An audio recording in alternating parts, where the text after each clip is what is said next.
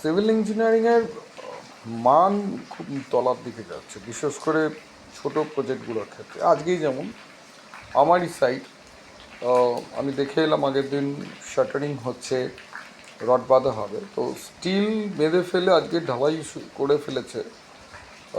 যখন আমি যাই তখন দেখি ঢালাই চলছে। মানে মিনিমাম এদের একটা ভদ্রতা নেই যে একবার রডটাকে চেক করি। তো কারণ হচ্ছে এরা ঠিক বিজনেসম্যান নয়। এদের ব্যাপারটা হচ্ছে যে আমি হাতে কিছু টাকা পেলাম, করে ফেললাম, আজকে চলছে, কাল বন্ধ হয়ে যাবে।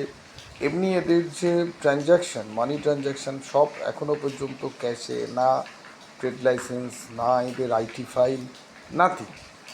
তো চলেই যাক, সেটা যাক। এখন এদের কাছ থেকে এটা এক্সপেকটেশন করাই যেতে পারে। তো যাই হোক, তো তার জন্য আমি কর্পোরেশনকে অলরেডি জানিয়ে দেবো যে এই স্ল্যাবের দায়িত্ব আমার নেই, এবং তাতে দরকারে নন ডিস্ট্রাকটিভ টেস্ট করবে। অ্যাকচুয়ালি এই ধরনের কাজ মানে এদের সাথে না করাই উচিত, যা অবস্থা। তো এই জায়গায় চলে গেছে আর কি, একটা জায়গায় রেস্ট্রিক্টেড হওয়া উচিত। কেন আমরা ওই শুধু সই করে দেবো আর বাড়িটা হয়ে যাবে, এই জায়গায় কিন্তু আমরা কাজ করি না। এটা গেল একটা বিষয়।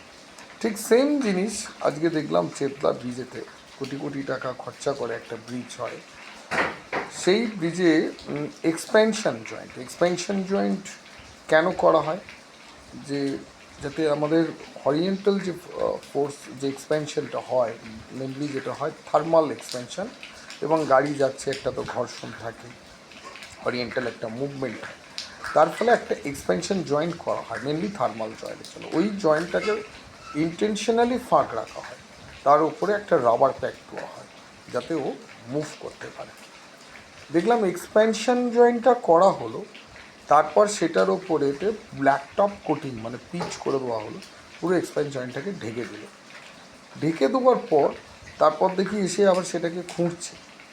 খোঁড়ার পরও আবার দেখছি সেইখানেতে মানে একটা জয়েন্টের মধ্যে পিচ হয়ে যাওয়ার পর সে কি আর আঙুল দিয়ে বার করা যায়? মানে এটা কি আলটিমেটলি হলো, বিয়ারিংটার ওপর, ব্রিজের বিয়ারিংটার ওপর চাপ পড়তে শুরু করবে আস্তে আস্তে করে, এবং গার্ডার বেঁকতে শুরু করবে। তো ক্ষতি হবে ব্রিজটার, তার ডিফর্মেশন হবে।